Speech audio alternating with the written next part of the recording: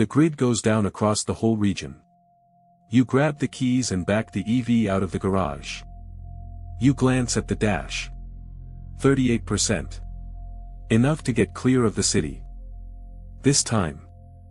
Here's what the dash won't tell you. Every fast charger in 100 miles just went dark with the grid. The screen at the station is black. That 38% isn't your current charge anymore, it's your last charge. It rolls beautifully out of the driveway. And the moment that number hits zero, you are sitting in 5,000 pounds you cannot move or refill. The EV was sold to you as independence. Freedom from the gas station, freedom from the pump. The truth is colder, you own the car.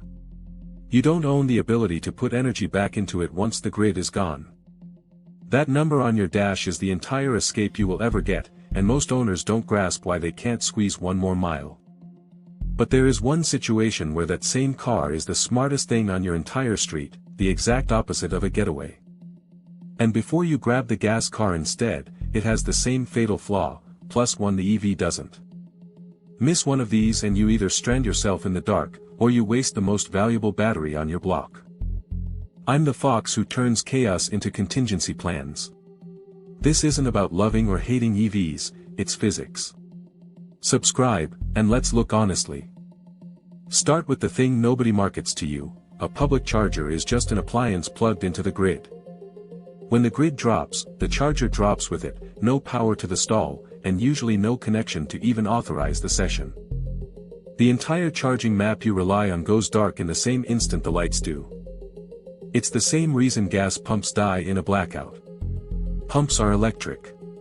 Chargers are electric. The fuel stops flowing for everyone at once. The difference between the pump and the charger is the whole story. It drives, once. Your EV doesn't need the grid to move. It runs straight off its battery, the same as always. So in the first hours it feels fine, that's the trap. It feels fine right up until the range runs out. With every charger dead, there is no second tank. Whatever was on the dash when the grid died is all there is. But here's the part that strands people even with charge still showing. You can't improvise a charge. This is the real wall. There is no field workaround. You cannot pour electricity from a can. You cannot siphon it out of another car in any practical way. You cannot push it, coast it, or hand crank a meaningful charge into a depleted EV. Recharging needs a working grid, or a generator big enough and the right gear, which almost nobody on the move actually has. Picture how it plays out. You make it 40 miles out, traffic crawling, the climate control pulling on the pack, the range falling faster than promised. Then you're on the shoulder of a dark highway, surrounded by stalled cars, a comfortable interior, an empty battery, and nothing to do but walk. The gas cars around you can be brought back with a single can. You're waiting on a grid that isn't coming back for days. The gas car isn't the rescue you think. Same first failure, the pumps are dead, so once it's empty, it's empty. But it has one thing the EV doesn't: gasoline can be stored, siphoned, scavenged. Cans in a shed. Fuel from other tanks. A liquid you can carry has 100 workarounds. Electrons you can't carry have none. So the gas car fails at "the station is down." The EV fails at "the station is down, and there's nothing I can do." And it's quietly draining while it sits. A parked EV slowly self-discharges and spends energy keeping its battery at a safe temperature. Roughly 1% or 2% a day, more in serious cold. The car you left full a month ago is not full. Plan for less than promised. And a dead EV is hard to move. 5,000 pounds, often won't roll freely without power. Stranded EVs just sit where they died. Stop.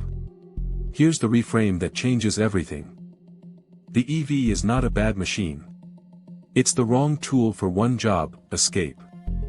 The mistake isn't owning one. It's seeing a getaway car, when you're standing in front of something far more useful. Once you see what that battery can really do, you'll never call it a brick again, and that's the whole reason this channel exists. Subscribe. Here's what's actually parked in your driveway. That battery holds somewhere between 60 and 100 kilowatt hours. To put that in perspective, a typical home uses around 30 kilowatt hours a day. Your dead brick is carrying 2 to 3 days of your entire household's electricity, by far the largest battery on your street. And many EVs are built to give it back. It's called vehicle to load, and on some models, vehicle to home. A growing number of cars and trucks have outlets, or an adapter, that pull power straight from the pack, no grid, no network, no app. Some can backfeed a house for days: the fridge, lights, phones, a medical device, silent, no fuel, no carbon monoxide. Run it like any battery. Sip, don't guzzle, lights, a fridge cycling on and off, phones, a medical device through the night.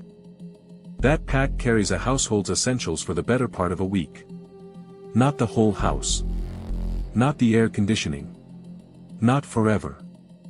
But the things that keep you alive and informed, longer than a tank of gas keeps a generator running. The one catch: be set up before the lights go out. Know if your model supports it, and have the adapter or hardware on hand. So flip the whole thing over. As a vehicle to escape in, that EV is a one-shot dead end. As a power station to survive in place, it is the best thing you own. The brick is a goldmine, you were pointing it the wrong way. So here's the honest picture. Your EV drives once, on whatever was on the dash. You can't refuel it in the field. The gas car hits the same dead pump, but its fuel can be scavenged. And as a power source, the EV beats every generator on the block. That's the real lesson, and it's not electric bad. It's this: know which job your machine is for. Your EV is a power plant that happens to have wheels, not an escape pod. Build your get-out plan around something you can actually refuel. And build your stay-put plan around the giant battery already in your garage. Check tonight whether your EV has vehicle to load, and if it does, get the adapter while you still can. Tell me in the comments, does your EV have vehicle to load, or did you just realize you need to check? And subscribe, because the people who panic in a blackout picked the wrong job for the wrong machine. You won't. The fox keeps the lights on. Stay sharp.